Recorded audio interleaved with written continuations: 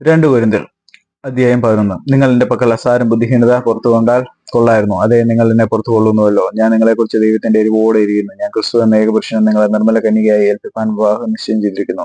എന്നാൽ സർപ്പം ഹവ്വയെ ഉപായത്താൽ ചതിച്ചതുപോലെ നിങ്ങളുടെ മനസ്സ് ക്രിസ്തുവിനോടുള്ള ഏകാഗ്രതയും നിർമ്മലതയും വിട്ട് വഷളായി പോകുമോ എന്ന് ഞാൻ ഭയപ്പെടുന്നു. ഒരുത്തൻ വന്ന് ഞങ്ങൾ പ്രസംഗിക്കാത്ത മറ്റൊരു യേശുവിനെ പ്രസംഗിക്കുക, നിങ്ങൾക്ക് ലഭിക്കാത്ത വേറൊരു ആത്മാവെങ്കിലും നിങ്ങൾ കൈക്കൊള്ളാത്ത വേറൊരു സുവിശേഷമെങ്കിലും ലഭിക്കുകയും ചെയ്യുമ്പോൾ നിങ്ങൾ ഓർക്കുന്നത് ആശ്ചര്യം. ഞാൻ അതിശേഷിച്ചുള്ള അപ്പോസ്തലന്മാരെക്കാൾ ഒട്ടും കുറഞ്ഞവനല്ല എന്ന് നിരൂപിക്കുന്നു. ഞാൻ വാക്സാമർത്ഥ്യമില്ലാത്തവനെങ്കിലും പരിജ്ഞാനമില്ലാത്തവനല്ല. ഞങ്ങളത് നിങ്ങൾക്ക് എല്ലായ്പ്പോഴും എല്ലാ വിധത്തിലും വെളിപ്പെടുത്തിയിരിക്കുന്നുവല്ലോ. അല്ലെങ്കിൽ ഞാൻ ദൈവത്തിന്റെ സുവിശേഷം നിങ്ങൾക്ക് സൗജന്യമായി പ്രസംഗിച്ചുകൊണ്ട് നിങ്ങൾ ഉയരേണ്ടതിന് എന്നെ തന്നെ താഴ്ത്തിയാൽ പാപം ചെയ്തുവോ? നിങ്ങളുടെ ഇടയിൽ ശുശ്രൂഷ ചെയ്യുവാൻ ഞാൻ മറ്റു സഭകളെ കവർന്ന് അവരോട് ചെലവിന് വാങ്ങി.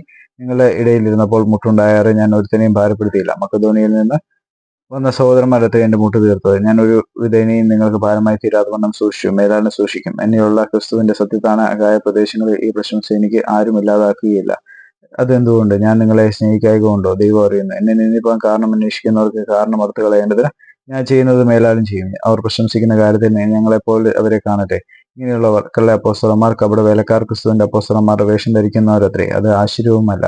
സാത്താൻ താനും വെളിച്ചദൂതന്റെ വേഷം ധരിക്കുന്നുവല്ലോ. ആകയാൽ അവന്റെ ശുശ്രൂഷക്കാർ നീതിയുടെ ശുശ്രൂഷക്കാരുടെ വേഷം ധരിച്ചാൽ അതിശയമില്ല. അവർ അവസാനം അവരുടെ പ്രവൃത്തികൾക്ക് ഒത്തതായിരിക്കും. ആരും എന്നെ ബുദ്ധിഹീനൻ എന്ന് വിചാരിക്കരുത് എന്ന് ഞാൻ പിന്നെയും പറയുന്നു. വിചാരിച്ചാലോ ഞാനും അല്പം പ്രശംസിക്കേണ്ടതിന് ബുദ്ധിഹീനനെ പോലെയെങ്കിലും എന്നെ കൈക്കൊള്ളുവേൻ. ഞാൻ ഈ സംസാരിക്കുന്ന കർത്താവിന്റെ ഹിതപ്രകാരമല്ല.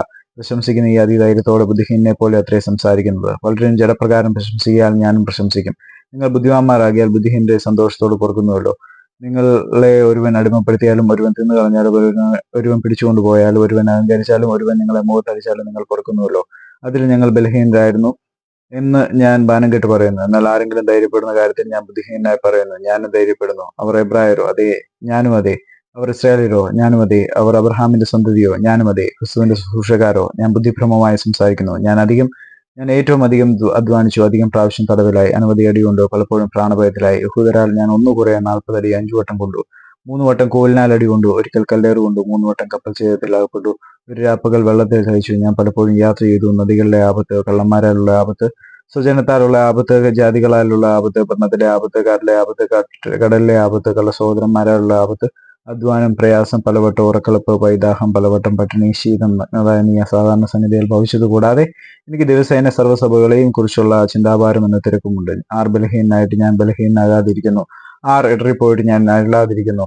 പ്രശംസിക്കണമെങ്കിൽ എന്റെ ബലഹീനത സംബന്ധിച്ച് ഞാൻ പ്രശംസിക്കും. നമ്മുടെ കർത്താവായ യേശുക്രിസ്തുവിന്റെ ദൈവവും പിതാവുമായി എന്നേക്കും വാഴ്ത്തപ്പെട്ടവൻ ഞാൻ ഭോഷ്കല്ല പറയുന്നത് എന്നറിയുന്നു. ദമസ്കോസിലെ അരേത രാജാവിന്റെ നാടുവാഴി എന്നെ പിടിപ്പാൻ ഇച്ഛിച്ച് ദമസ്ക പട്ടണത്തെ കാവൽ വെച്ചു കാത്തു.